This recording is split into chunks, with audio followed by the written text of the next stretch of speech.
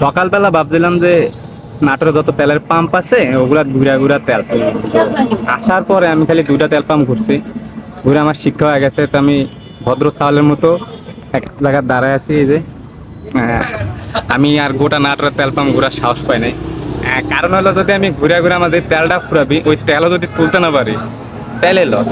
টাকার তো লস লসে, তেল তুলতে না পারলে ঠেলে পেয়ে যাওয়া লাগবে। আর আমি এখন দাঁড়ায় আছি এনএস কলেজের মাঠের সাথে। আর তেলের পাম্প হল স্টেশন প্লাজা, মোটামুটি 1.5-2 কিলোমিটার দূরে দাঁড়ায় আছি এই রোদের ভিতরে। এরপরেও যারা বলে যে ছেলেদের ধৈর্য নাই, তাহলে ওরা বাইসে থাকার ওদের অধিকার নাই। আর সবচেয়ে মজার বিষয় হলো, এক পাম্পে আছে র্যাব 5, আর এক পাম্পে আছে আমার পিছনে যে তেলের পাম্প আছে এনএস কলেজ পার হয়ে যায় যে তেলের পাম্প, ওটাতে আছে হলো ডিবি। মানে কি একটা অবস্থা দেশের! তেল দিতে র্যাব আর ডিবির প্রয়োজন হচ্ছে, তাছাড়া কন্ট্রোল করা যাচ্ছে না আমাদের। ধৈর্য আছে আমাদের, এই রোদের মধ্যে দাঁড়ায় আছি, শালা বাড়ির কোনো কাজ করি না এখানে আইসা টানা রোদের মধ্যে দাঁড়ায় আছি। আর সবচেয়ে মজার বিষয় হলো, সবাই ক্যামেরা দিয়ে ভিডিও করতে করতে লিয়ে যাচ্ছে, মনে হয় ভাইরাল হয়ে যাবে এবার। এবার অন্তত তেল ভাইরাল হয়ে গেছে।